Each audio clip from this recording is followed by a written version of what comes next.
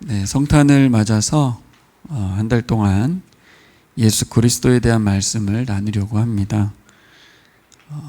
무엇보다도 복음서를 살필 수도 있지만 요한계시록에 나오는 예수님을 전하는 것도 상당한 의미가 있겠구나 하는 생각을 했습니다. 복음서에 나오는 예수님은 지구에 계실 때의 육체 예수님을 말하고 있고요. 계시록의 예수님은 부활하셔서 하늘에 올라서 하나님 보좌 우편에 계신 모습으로 나타나고 있습니다. 예수님은 부활하시고 나서 자신의 영을 예수님을 왕으로 인정하는 사람들에게 이렇게 부어주셨습니다. 예수님을 왕으로 모신 자들이 모여 있는 곳이 교회입니다. 바로 우리가 교회인 거죠. 예수님을 왕으로 모신 사람들. 이 교회를 향한 예수 그리스도에 대한 소개가 계시록의 7교회에 차례로 나오고 있고요. 또 7개를 향한 그 메시지들이 우리에게 왕 되신 예수님께서 자신의 영을 부어준 우리에게 꼭 하고 싶은 말씀들을 교회들에게 하셨는데, 이것이 특정한 교회만이 아니라 오늘날의 우리 교회에게도 그렇게 말씀하시는 것을 알 수 있습니다.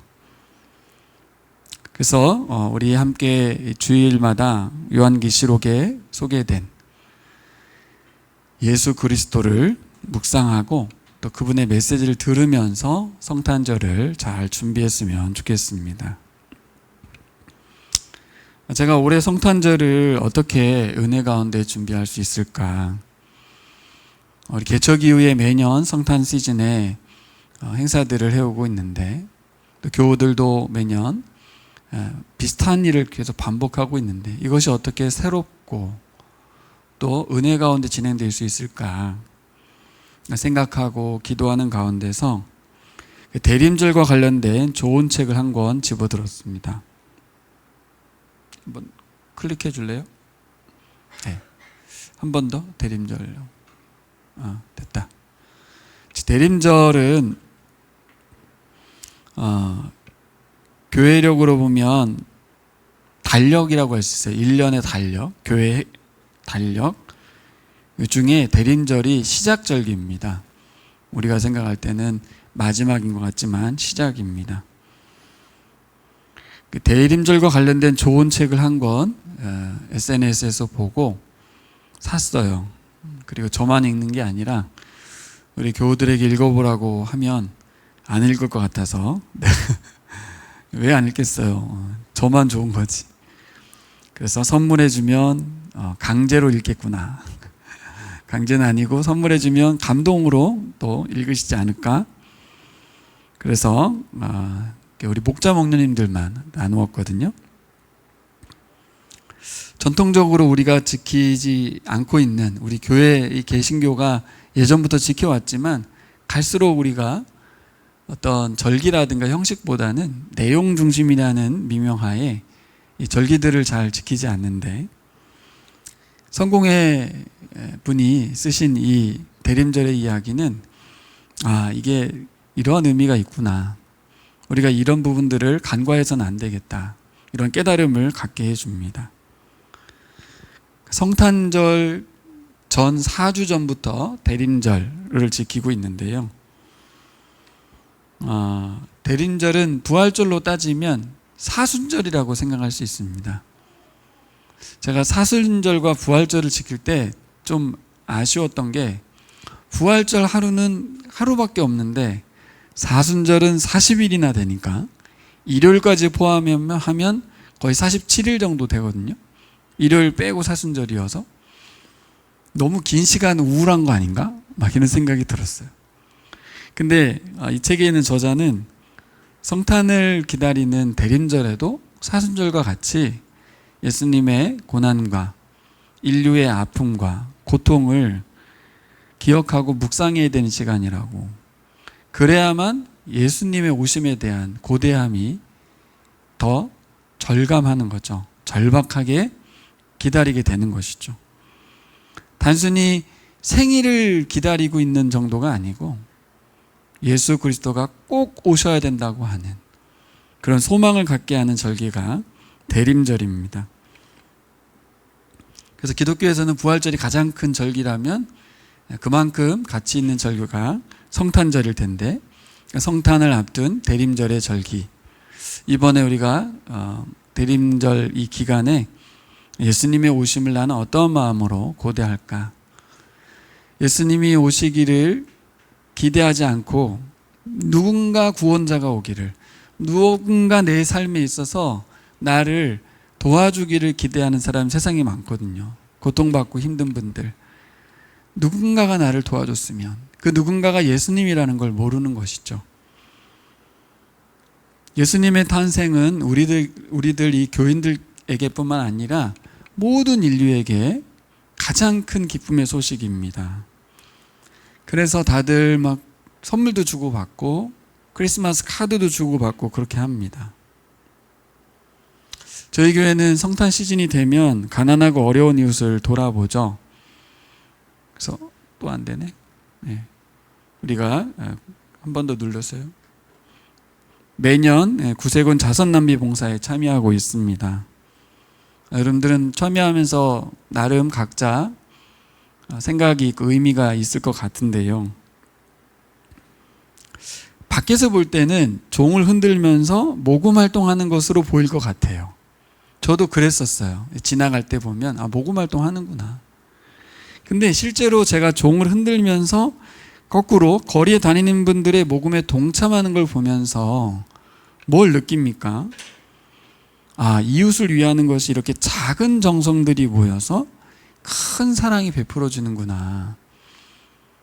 작은 동전과 1,000원짜리, 이제는 가치도 떨어진 1,000원짜리. 동전과 돈을 안 갖고 다니는 시기다 보니까 어떤 분은 돈이 없으니까 5만 원을 이렇게 헌금하더라고요. 그분이 아마 1,000원이 있으면 5만 원을 하진 않았을 것 같아요. 아닌가? 그분을 너무 폄하하는가? 항상 갈등이 되죠. 준비해서 오신 분들이 계시고. 이 작은 정성들을 모아서 큰 사랑을 만들어내는 일에 우리가 동참하고 있구나. 이들의 작은 마음들, 누구나 갖고 있는 이웃을 돕고자 하는 그 마음들을 모을 수 있도록 우리가 통로 역할을 하는구나 하는 것을 깨닫게 됩니다. 자선냄비 모금은 1891년부터 시작되었다고 합니다. 그러니까 올해로 135년 정도 된 거더라고요. 한국에서는 거의 100년 가까이 이제 된 것이죠. 그럼 여러분 저 보세요. 한번 생각해 보세요. 아주 작은 시작이었습니다. 난파선에 난파당한 난민들을 돕기 위해서 냄비를 걸어놓고 모금 활동을 했던 그 시작이 135년 뒤에도 이어져서 사회적 약자들을 돕는 놀라운 일이 되었다는 거 아니겠습니까? 아주 작은 시작이었어요. 이분은 135년 뒤에도 하기를 바랬을지 모르겠어요. 언제나 우리가 하는 것은 아주 작습니다. 그리고 그저 하나님 주신 마음을 가지고 그냥 시작했을 뿐인데 이렇게 놀라운 일이 벌어졌어요. 저는 우리 예수 그리스도의 탄생도 비슷해 보였습니다. 예수님이 태어나는 날, 그날이 인류에게 어떤 의미를 주는지 아무도 몰랐어요. 잘 모릅니다. 사람은 다 태어나거든요. 누구나 태어나거든요. 근데 그 예수님의 태어남이 인류에게 어떤 의미가 있는지 그날은 몰랐어요. 그리고 그가 어릴 때도 몰랐고 나중에 알게 된 것이죠. 하나님이 지구에 왔다는 거죠. 창조주가 지구에 왔다는 거예요.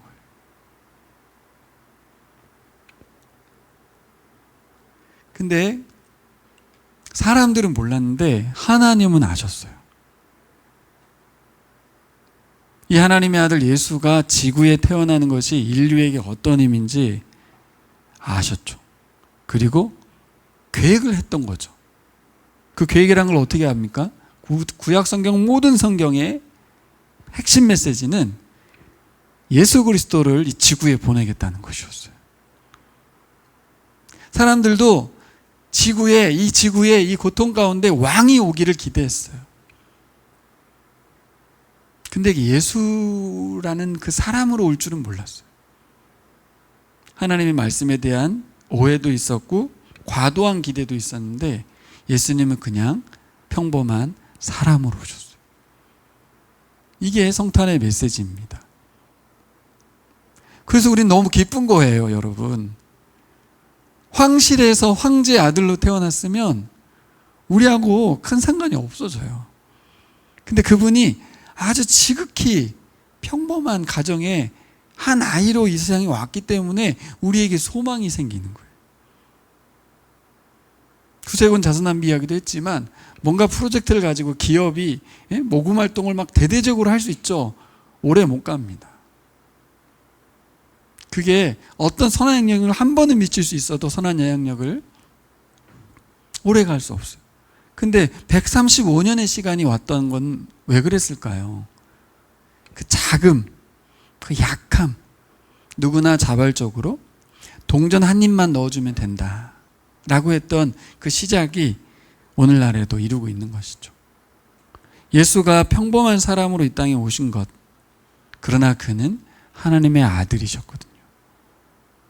하나님의 아들이 이 지구 땅에 평범한 아이로 이 땅에 태어난 것은 부부가 결혼해서 사랑해서 아이를 낳는 것과는 다른 개념입니다. 그렇죠? 하나님의 아들이 지구에 태어나는 거라서요. 어떤 부부의 사랑의 결실로서의 아이가 아니고 인류에게 참된 소망이 되는 아이로 이 땅에 왔습니다. 그분은 33년을 세상에 살았잖아요. 근데 사실 33년이지만 실제 그분이 자기가 누군지를 말한 시간 딱 3년밖에 안 돼요. 이것도 상식적으로 말이 안 돼요. 좀 더 긴 시간, 좀 더 일찍 나타나서 자신을 드러내고 세상에 알리면 되는데 3년 정도? 그것도 한 것이라고는 약한 자들과 함께하고 가난한 자들과 함께하고 그렇죠? 귀신 들린 사람들하고 하고 병자들과 함께하며 죄인과 세례들과 함께하는 뭔가 유력한 사람들과 함께해서 뭔가 모의를 추구하지 않고 그저 진짜 평범하게 살다가 죽으셨어요. 근데 그분은 죽음으로 끝나지 않고 우리가 아는 것처럼 부활을 하셨죠. 부활의 증거는 사복음서에 기록되어 있습니다. 여러분, 근데 여기서 끝나시면 안 되는 게 부활을 하시고 우리는 끝났다고 생각을 해요.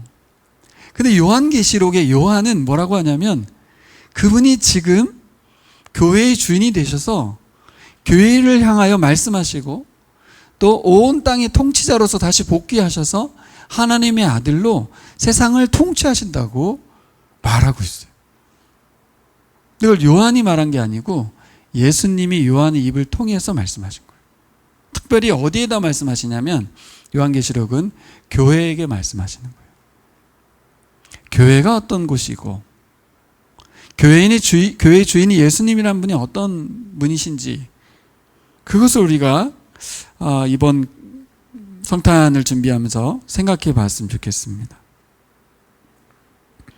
오늘 말씀의 그 교회 중에 하나인 두아디라 교회에게 예수님 자신을 소개하시거든요. 그리고 메시지를 전하십니다.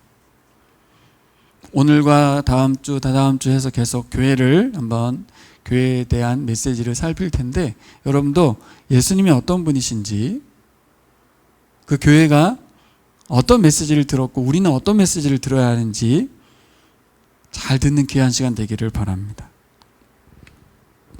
여러분 두아디아라는 곳은 도시 이름입니다. 도시 두아디라. 근데 7개 도시 중에서 가장 유명하지 않은 아주 평범한 도시였다고 합니다. 근데 그 도드라지는 어떤 내용은 없는데 상업적으로는 굉장히 활발한 도시였대요. 그래서 길드라고 하는 조합이 결성되어 있었는데 두아디라 교인들이 예수님을 따르면서 상당한 경제적인 압박을 받고 있었던 것 같아요. 여기 길드란 내용이 나와 있지만 여러분도 세계사 시간에 좀 배웠잖아요. 이 길드가 독점적 권한을 행사하면서 경제권을 쥐고 있었거든요. 그러니까 이 조합에 가입되어서 활동하지 않으면, 회원이 되지 않으면 경제적인 활동에서 굉장히 배제되는 거예요. 그러니까 생각해보면 교인들끼리 조합이 하나 있는 거고 교회인 거죠. 또 사회적으로는, 국가적으로는 길드라고 하는 그 두아디라 지역에 조합이 있는 거예요. 이 길드에 속하지 않고 여기를 탈퇴하고 교회에서만 경제적인 공유를 하고 살아야 되는 거죠. 그러니까 상당히 고민이 되겠죠. 믿음 좋은 사람들은 내 신앙으로 뭐 잘 살겠지만 우리 아이들이 물어볼 거 아닙니까? 엄마, 왜 우리는 저거 못 사 먹어? 엄마, 왜 우린 저기 못 들어가? 우린 예수님 믿기 때문이야. 난 예수님 안 믿을래. 내 친구들은 다 길드에 가입해서 다 누리고 있는데. 여러분, 사람들은 믿음을 지키고 싶어도 이 자녀가 배고프면 이게 못 견디는 거거든요. 경제 문제라는 거는 그렇게 쉬운 문제가 아니에요. 경제적인 압박이 오면 신앙을 버리는 게 더 편해져요. 왜냐하면 신앙을 버리면 경제적인 풍요가 기다리고 있으니까. 이 두아디라 교회를 향한 예수님의 말씀을 가볍게 여기기가 참 어려운 게, 저는 이 두아디라 교회의 모습이 우리 대한민국에 있는 교회들이 가장 유사한 교회일 것 같다라는 생각을 해요. 이 21세기 신자유주의, 자본주의의 어떤 극단적인 경우를 살고 있는 우리들 입장에서 과연 우리는 교회 안에서 사회가 말하고 있는 정치, 경제, 사회 문화들을 다 이렇게 배격하고 교회 안에서 신앙을 지키면서 교인들끼리 경제활동하고 응집력 있게 살아갈 수 있을까? 여러분 어떻습니까? 이 개념을 가지고 오늘 말씀을 들어보겠습니다. 오늘 19절을 보면요, 두아디라 그리스도인들에 대한 주님의 칭찬이 나옵니다. 여기 한번 읽어보세요, 같이. 시작. 사랑과 믿음, 섬김과 인내. 예수님께서 그들의 행위를 안대요. 근데 어떤 행위를 했냐면 사랑이 참 많았던 교회입니다. 믿음도 좋았고요, 섬김도 훌륭했어요. 그리고 신앙에 인내가 있었던 교회입니다. 근데요, 그 다음 표현을 보면 그들의 처음 행위가 사그라들었던 에베소 교회하고 다르게, 첫사랑을 잃어버렸던 에베소 교회하고 다르게 이 두아디라 교회는 처음 행위보다 나중 행위가 더 많대요. 그러니까 사랑하는 행위와 섬김 행위들이 더 확대됐어요. 교인들이 엄청 열심히 신앙생활을 했던 것 같아요. 저는 이거 묵상할 때 우리 교회가 좀 떠올랐어요. 어디 교회도 쉽지 않은 전 교인이 훈련을 받고 전 교인이 섬기고 있는 교회.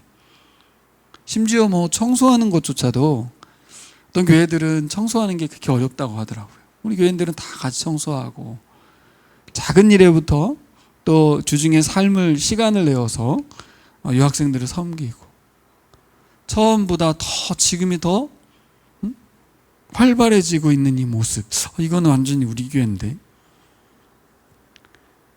이런 교회들이 왜 없겠습니까? 많이 있겠죠. 근데 여러분, 에베소 교회를 한번 떠올려 보세요.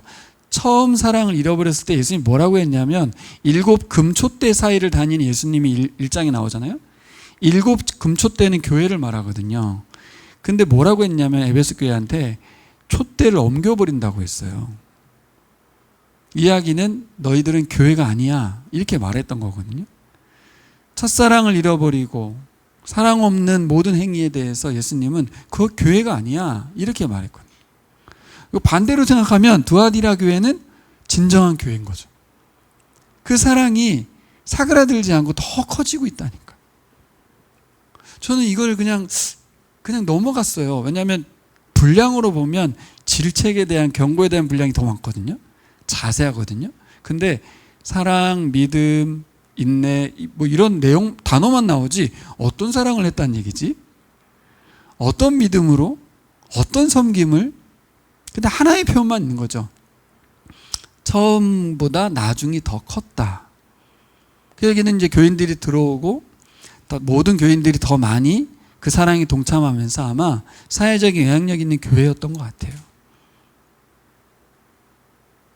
이런 교회면 정말 엄청난 칭찬이 아닙니까? 그런데 예수님이 이 정도 하고 말을 더 이상 안 해요. 한 문장, 한 절에만 나오고 이거 엄청난 교회인데? 그 뒤에 있는 이야기가 길게 나오면서 좀 이해가 안 됐어요. 여러분, 사람들이 그렇잖아요. 칭찬은 고래도 춤추게 한다고 했잖아요.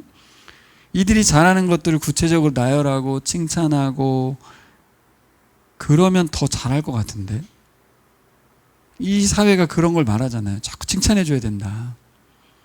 근데 예수님은 이들의 칭찬에 대한 부분을 이렇게 짧게 언급했어요. 그리고 나중에 이게 더 좋다는데도 더 구체적인 얘기는 없어요.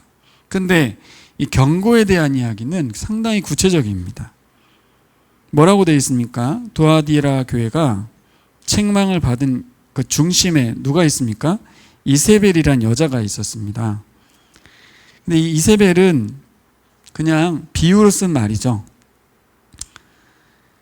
거짓 가르침을 교회 내에서 행하고 있는 어떤 한 사람이 있었던 것 같아요. 근데 이세벨이라고 굳이 했던 걸 보면 여자였던 것 같아요. 여선지자 이세벨과 같은 비슷한 일을 했던 한 사람이 교회 안에 있었던 거죠. 그가 어떻게 했습니까? 사람들을 깨워서 우상제물을 먹게 하고 음행을 행하도록 내버려 둔 거예요. 그거 괜찮다고. 자, 이것은 뭘 연결시켜야 되냐면 아까 제가 말했던 길드와 연결시켜야 돼요. 우리도 길드에 가입해도 상관없다고. 그렇게 살아도 된다고. 이게 혼합주의를 조장했던 거죠. 열왕기하 16장에 가면 이제 이세벨 얘기가 나오는데, 여러분 아시는 것처럼 그는 시돈 왕의 딸이었습니다. 시돈 왕도 제사장이었다고 해요. 그러면 이 딸도 신녀에 가까운 제사장이었던 거예요. 그래서 그가 아합 왕과 결혼한 이후에 북이스라엘 전체를 우상의 나라로 다 바꿔버렸잖아요. 그죠? 아세라 목상을 만들게 했지 않습니까? 그 아세라 신이 비너스예요, 비너스. 그러니까 그리스 로마에 있는 모든 신들을 다 갖다가 놓고 섬기게 만들었던 그 여인이 바로 이세벨이거든요. 근데 여기 이 교회 두아디라 교회에 이세벨 이야기를 하는 이유가 뭘까? 그 여인으로 인해서 그들이 범했던 세상과의 타협, 괜찮다고 말하는 것을 받아들인 거예요. 교인들이 괜찮아, 그런다고 해서 예수님을 배반하는 건 아니야. 그러면서 계속해서 교회 안에서 타협을 보는 교인들을 증가시키고 있었던 것이죠. 자, 여러분 저를 보세요. 여기서 우리가 이제 생각하게 되죠.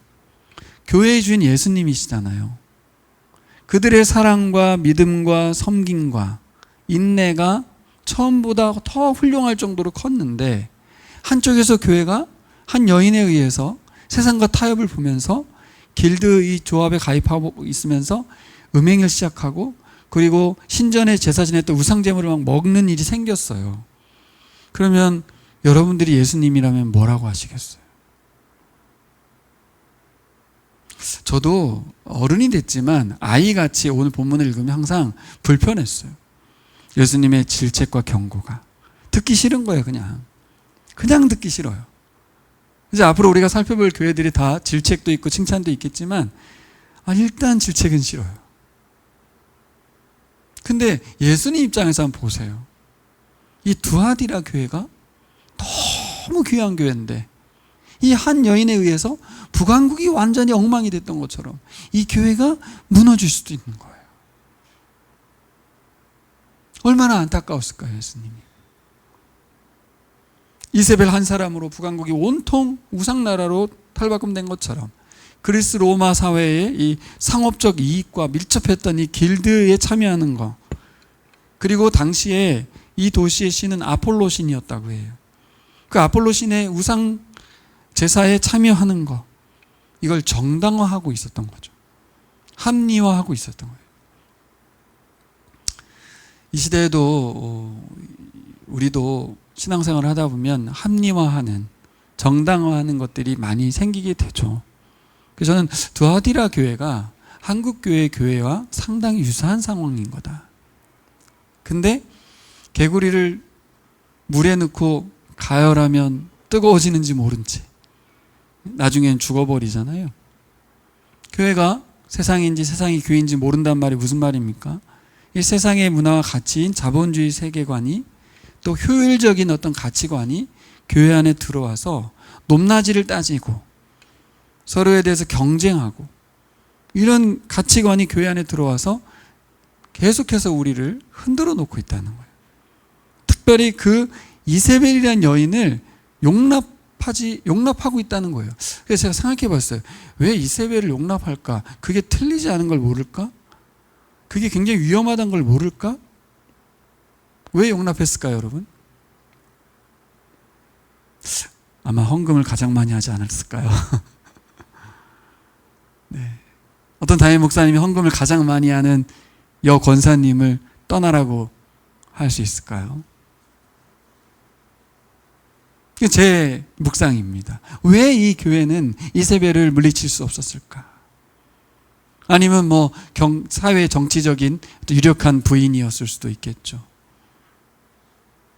이건 정말 실제적인 문제입니다. 그분 떠나보내면 그분만 떠날 것 같습니까? 그분과 함께 했던 모든 교인들이. 그리고 남아있는 분들도 왜 목사님 그렇게 하심으로 이 교인들 다 보내서 우리 교회를 이렇게 약하게 만듭니까? 일대의 혼란이 일어나겠죠.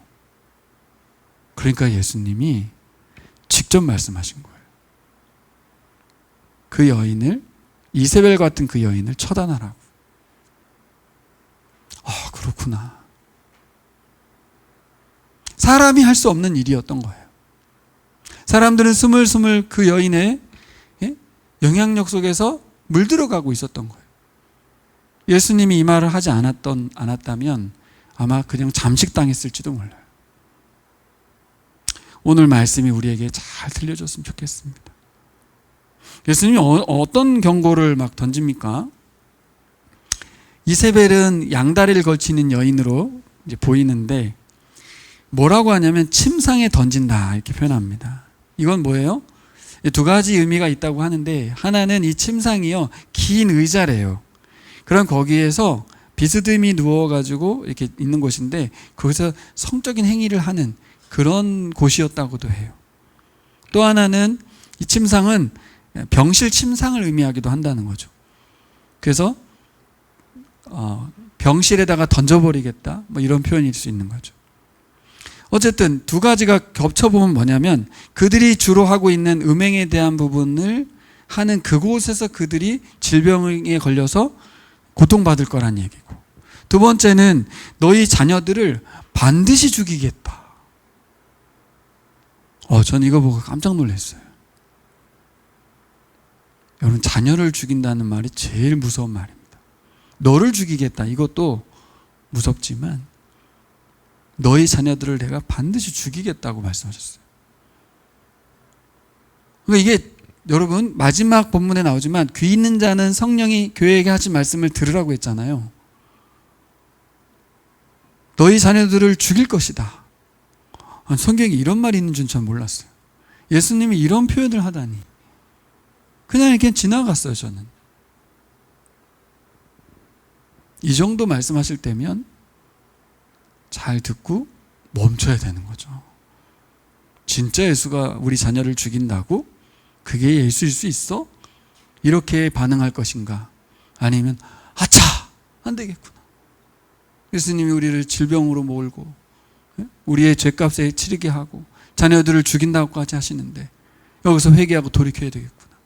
여러분, 어떤 쪽에 우리가 더 무게가 실리겠냐고요. 정리해 봤습니다. 나름 최선을 다해서 교회 생활을 하고 있고 신앙생활을 하고 있는 이 두아디라 교인들, 인내하고 사랑하고 섬기고 고군분투하고 있는데 왜 이 사람들은 이세벨의 유혹에 넘어가고 세상 문화와 세상 가치와 거짓 가르침에 빠져들어 살았을까? 왜 그랬을 것 같습니까? 저는 첫 번째로는 아주 쉬운 이유인데, 우리는 이 두아디라라는 도시를 떠나서 살 수가 없기 때문이에요. 길드라고 하는 이 사회 정치적인 경제적인 제도를 우리가 어떻게 해낼 수가 없어요. 너무 막강한 이 세상의 이 도시의 문화와 이 가치관을 우리가 이겨내기가 어렵습니다. 그냥 그 속에 살고 있기 때문이에요. 전 그렇게 묵상이 됐어요. 왜 이들은 넘어갔을까? 우리가 이 자본주의의 극단을 치닫고 있는 대한민국, 미국에 살고 있기 때문에. 만약에 우리나라가 그렇지 않은 나라였다면 당연히 그 위험에서 우리가 자유로웠겠지만, 너무나 위험한 곳에 교회가 세워져 있는 거예요, 우리가. 우리는 우리나라를 좋아하고 이 정치제도와 경제제도를 너무 사랑하고 있지만, 사실 이 경제제도로 인한 고통을 받는 서민들과 어려움들은 엄청나게 많다고요.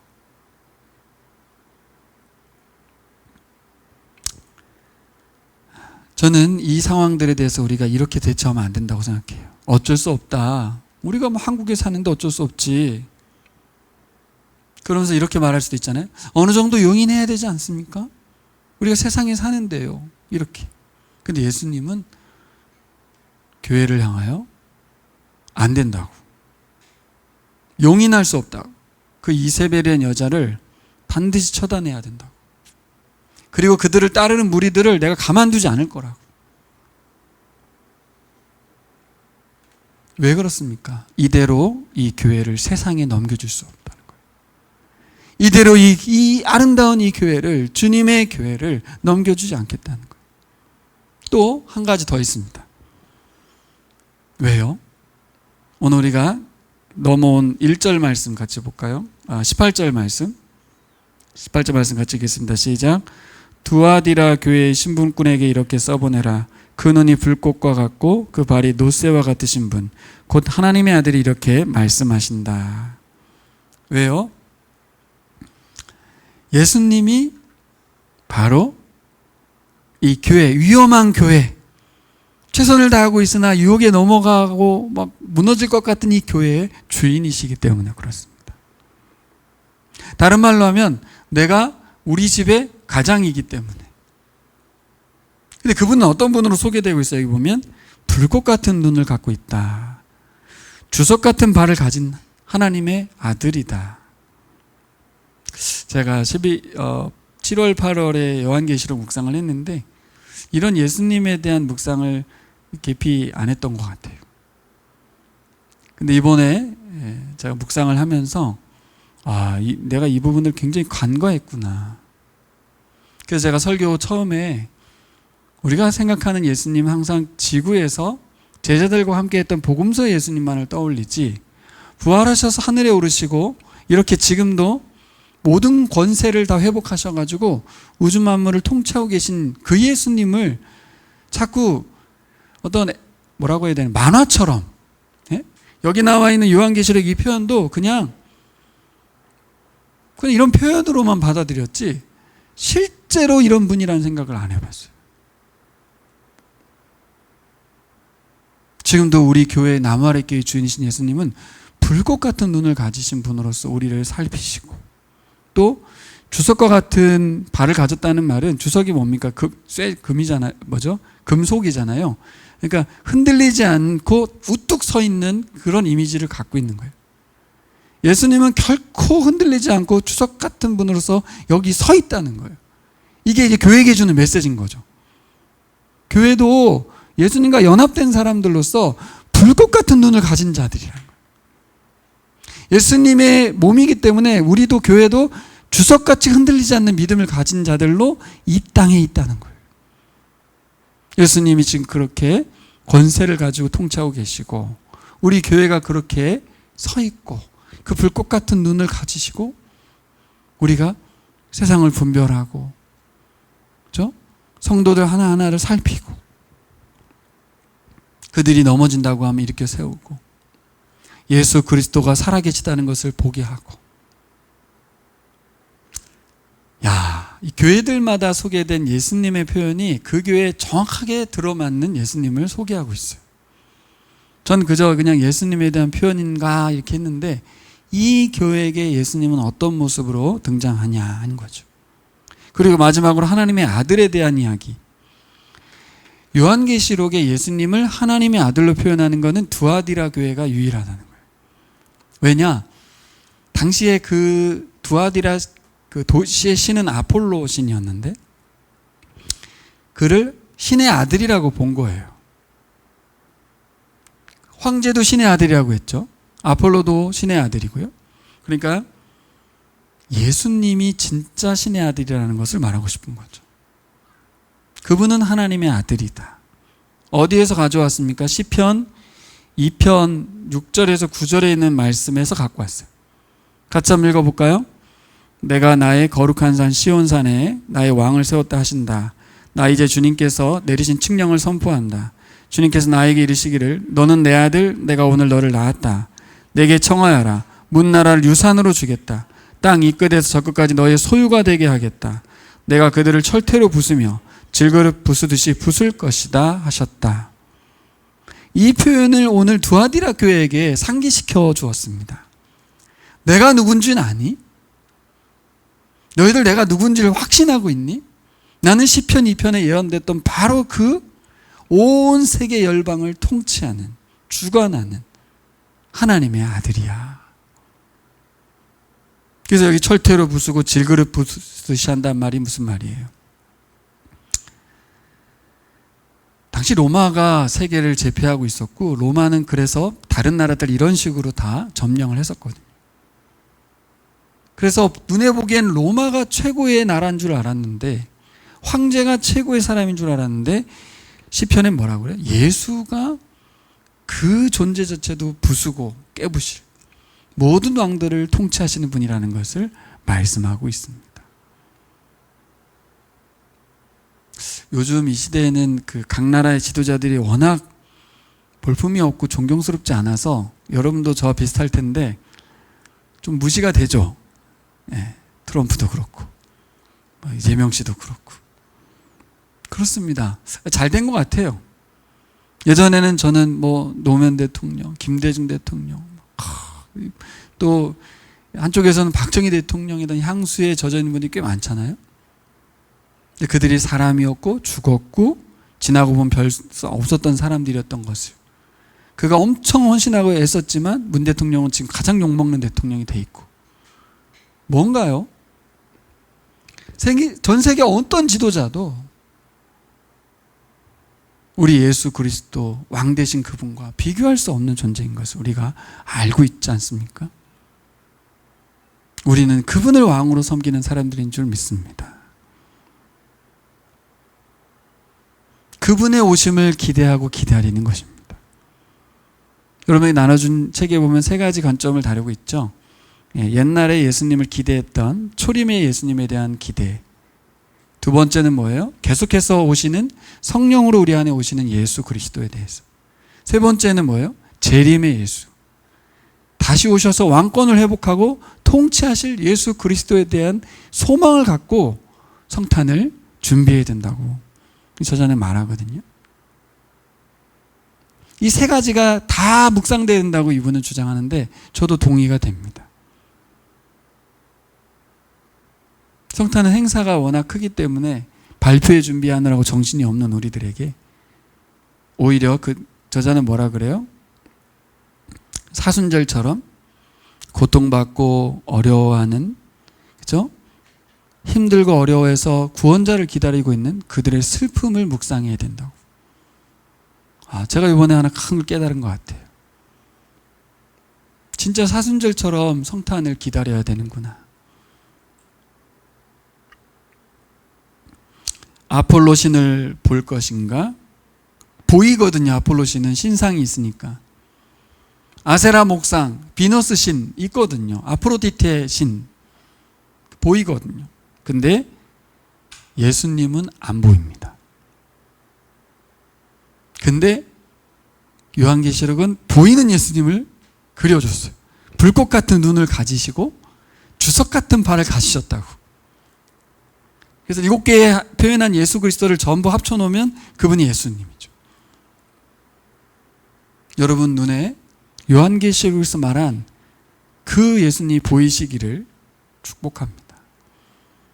그 예수님을 보면서 살아야 됩니다. 그래서 예수님이 약속을 주시죠. 새벽별을 주리라, 샛별을 주리라. 당시에 이제 새벽별은 본문에 바벨론 왕을 지칭했던 것이지만 진정한 왕은 예수 그리스도를 말하는 겁니다. 예수님을 너희에게 주겠다는 거예요. 하늘의 왕이신 예수 그리스도를 우리에게 주겠다는 거. 이게 무슨 뜻입니까? 구약 성경 읽는 사람들이 이해 못했잖아요. 평범한 사람이던 예수님이 우리 옆에 와서 친구가 되어주셨거든요. 하늘의 왕이신 그분이 사람이 되어와서 허심탄회하게 이야기할 수 있는, 두려워 떨고 무서워서 막 종족을 감추는 존재가 아니라 제자들도 예수님을 무시할 정도로 평범했던 예수가 이 땅에 왔거든요. 이게 너무 앞뒤가 안 맞죠? 하늘의 왕이신데 그분은 우리 모두의 친구가 되어주시고 우리 안에 함께 하실 수 있는 분이라는 게 도저히 이해가 안 됩니다. 하지만 여러분, 오늘 말씀의 마무리에 있는 29절 같이 읽어볼까요? 29절 시작. 귀가 있는 사람은 성령이 교회들에게 하신 말씀을 들어라. 그렇습니다. 귀가 열려야 듣겠죠. 그렇죠? 눈이 열려야 보일 것입니다. 모든 교회에게 했던 마무리 메시지는 똑같아요. 귀 있는 자만 들린다는 거죠. 오늘 말씀도 이 시대를 살아간 우리에게, 당시 두아디라 교회가 이 친필 편지를, 요한의 친필 편지를 받고 읽었을 때에 이것을 예수 그리스도께서 직접적으로 자신들에게 하는 메시지로 들었다면 달라졌을 것입니다. 하지만 이것에 대해서 가벼이 여겼다면 그 예수님의 메시지가 효력이 없어져요. 지금 우리에게도 마찬가지입니다. 불꽃 같은 눈을 가지신 분, 주석 같은 발을 가지신 분, 이것은 단순히 예수님만 소개한 게 아니라 우리 교회가 그분과 하나 되어 불꽃 같은 눈으로 주석 같은 발을 가진 자들로서 세상에 존재하고 있다는 그 믿음을 주기 위함인 줄 믿습니다. 이 말씀 왜 했겠어요? 길드의 유혹과 이세벨의 유혹과 이런 것에 넘어져가는 교인들을 바라보는, 그래서 이제 위기의식이 있었을 거 아니에요, 교회가? 아, 이제 곧 우리 교회가 어떻게 되는 게 아닐까? 이러다 교회가 무너지는 게 아닐까? 예수님은 그 몇 명 안 남은 믿음과 사랑과 섬김과 인내로 살아가고 있는 그 몇 명 안 남은 교인들을 향하여 크게 외쳤죠. 너희들이 나와 같이, 그렇죠? 열국을 짓밟고 철퇴를 부수듯 부숴버리는 그 권세를 너에게 줄 것이라고. 우리는 그래서 작기 때문에, 우리가 아무리 최선을 다해도 우리는 세상에서 미약하기 때문에 이러다 말겠지 하는 생각 속에 갇혀 있을 때 예수님은 어떻게 해요? 아니라고. 세상의 가치는 작은 것, 조그만 것, 그것이 뭔가 조그맣고 작다고 여기지만 예수님은 평범하게 왔다는 걸. 예수님은 무기력한 모습으로 죽으셨다는 것을. 하지만 그분이 진짜 능력을 가지신 분이고 그분이 진짜 통치자라는 것을. 실제로 구세군이 135년째 자선 낭비가 시행되고 있는 이유는 작은 시장만 얘기하고 싶은 게 아니라 예수님 때문이죠. 네, 예수님 때문이에요. 그 구세군 자선 낭비를 시행했던 그분도 예수님 때문에 그걸 시작했고, 지금도 여전히 135년 뒤에 그 작은 시작이 지금도 이어지고 있는 것은 예수님 때문이고, 또 100원, 200원, 1000원 이 작은 정성이 모여서 몇십억이 되어서 대한민국에 있는, 전 세계에 있는 많은 가난한 이웃들을 돕는 일도 예수님 때문에 이루어지고 있는 일입니다. 적용해보면 우리도 처음 행위보다 나중 행위가 더 많아지고 커져가는 교회이긴 한데, 그래서 우리가 더 큰 것과 더 많은 것을 추구하기보다 오늘 본문에 있는 것처럼 예수 그리스도를 바라보기를 소망합니다. 그리고 그분과 함께 할 때 우리의 자금과 약함은 결코 작지 않고 약하지 않고, 왜? 그 자금이 예수님을 통해서 엄청 큰 영향력으로 나타나는 것을 우리가 믿기 때문인 줄 믿습니다.